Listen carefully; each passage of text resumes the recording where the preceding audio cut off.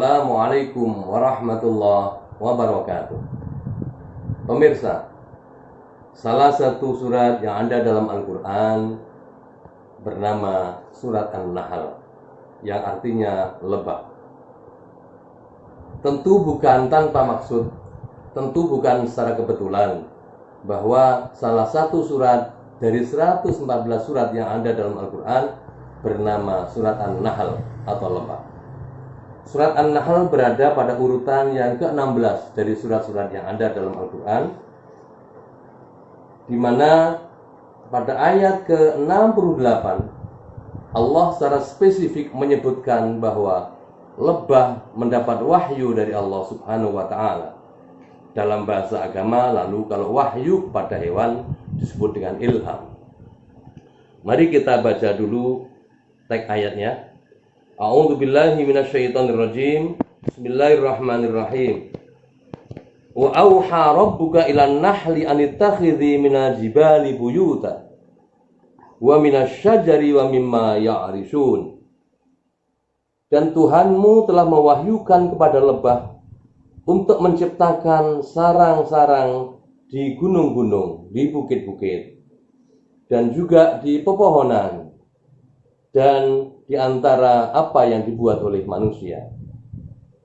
Para pemirsa, ayat ini memberi makna bahwa lebah telah mendapat keunikan tersendiri, mendapat ilham tersendiri dari Allah dalam hal pembuatan rumah, yaitu rumah lebah seperti yang kita lihat selalu berada di pohon-pohon, di bebukitan, dan di tempat-tempat yang memang secara khusus disiapkan oleh manusia untuk dihuni oleh lebah itu. Para pemirsa, yang akan kita bahas dalam kesempatan ini adalah apa makna filosofis di balik ayat tentang lebah ini dan tentang penamaan surat dengan surat lebah ini. Nabi Muhammad SAW dalam sebuah hadis dari Abdullah bin Amr radhiyallahu an pernah bersabda, "Walladzi nafsu Muhammadin biyadihi, inna mathalal mu'mini kamathalin nahlah, akalat tayyiban, wa wada'at tayyiban, wa waqa'at falam tuksir, walam tufsir." Riwayat Imam Ahmad. Para pemirsa, kalau kita kaitkan hadis Nabi Muhammad SAW dengan ayat dalam Al-Quran surat An-Nahl ayat ke-68 tadi, akan ada kesesuaian bahwa ilham yang secara khusus diberikan oleh Allah pada lebah adalah keunikan-keunikan tersendiri. Hewan lebah memiliki keunggulan. Seperti kita lihat bersama bahwa dalam hadis tadi, lebah yang pertama keunikannya adalah lebah tidak makan kecuali dari yang baik-baik. Kalau kita lihat tidak ada lebah yang memakan dari makanan yang kotor-kotor, yang najis-najis, yang haram-haram. Makanan lebah selalu dari tumbuh-tumbuhan yang indah-indah, bunga-bunga yang indah-indah, dan lain sebagainya. Ini satu. Yang kedua, keunikan lebah adalah dia juga tidak mengeluarkan sesuatu yang kotor. Yang keluar dari lebah adalah madu. Apapun yang ada di rumah lebah nanti akan diambil oleh manusia sebagai madu, dan itu amat bermanfaat bagi kehidupan manusia untuk kesehatan dan untuk obat-obatan. Yang ketiga, lebah juga tidak pernah merusak lingkungan atau tempat di mana ia hinggap. Dalam hadis Nabi tadi dikatakan, wa waqa'at falam tuksir walam tufsir.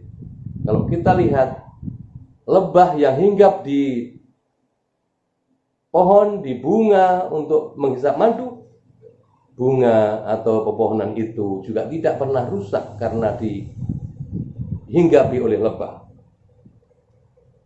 Walam tufsir, dan juga tidak merusak pada lingkungan di mana yang ia tinggal, artinya pohonnya tidak rusak, ekosistemnya tidak rusak, dan pohon-pohon sekitarnya juga tidak rusak. Nah, Ini ibrah yang terpenting adalah kita sebagai umat mukmin, umat muslim, oleh Nabi kita Muhammad sallallahu alaihi wasallam diajarkan hendaknya kita meniru sifat-sifat lebah. Apa yang kita makan hanyalah makanan yang baik-baik, yang suci, yang halal. Apa yang kita keluarkan, kata-kata kita, apa yang kita perbuat dengan anggota tubuh kita juga yang baik-baik, sebagai peniruan terhadap sikap lebah yang kedua. Dan yang ketiga, kita sebagai orang muslim dan orang mukmin hendaknya juga meniru sikap lebah yang ketiga dimanapun kita berada. Janganlah kita membuat kerusakan, membuat keonaran, dan membuat kegaduhan. Dengan demikian, hablum minallah, kita sebagai seorang mukmin dengan iman, Islam, ihsan kita, dan juga hablum minannas, dimanapun kita berada, kita selalu menjalin hubungan yang baik dengan sama manusia, bahkan dengan semua alam semesta yang ada di sekitar kita. Para pemirsa, masih ada satu lagi keunikan lebah yang tidak termaktub dalam hadis Nabi tadi, yaitu bahwa lebah tidak akan pernah menyerang manusia kalau tidak diganggu oleh manusia. Ini keunikan yang luar biasa. Kenapa ada lebah yang menyerang manusia? Tentu karena manusia itu mendahului menyerang lebah. Kalau kita lihat lebah dengan persatuan kesatuannya, dengan guyup rukunnya, amat menakjubkan. Ketika rajanya lebah telah menunjukkan ke sebuah tempat, maka anggota dan anak-anak buah lebah itu akan patuh mengikuti raja lebah itu.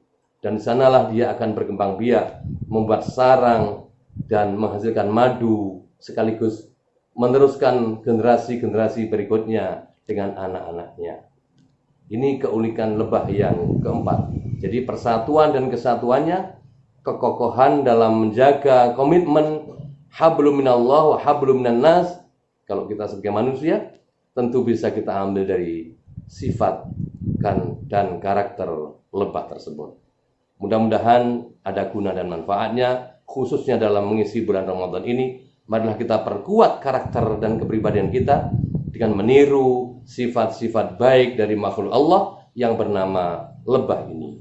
Di bulan yang penuh dengan rahmat, bulan maghfirah, bulan yang mubarakah ini, kita perkuat, kita perbanyak hablum minallah dan hablum minannas. Kita perbanyak amal-amal ritual, tapi juga kita perbanyak amal-amal sosial. Sehingga kesalehan kita tidak hanya kesalehan individual, tapi juga kesalehan individual kita akan berdampak menjadi kesalehan sosial dengan amal-amal baik, amal nyata, solidaritas sosial kepada tetangga kita kanan kiri, kepada kawan-kawan kita, dan kepada masyarakat secara keseluruhan. Aqulu qauli hadza wa a'lamu minkum. Assalamualaikum warahmatullahi wabarakatuh.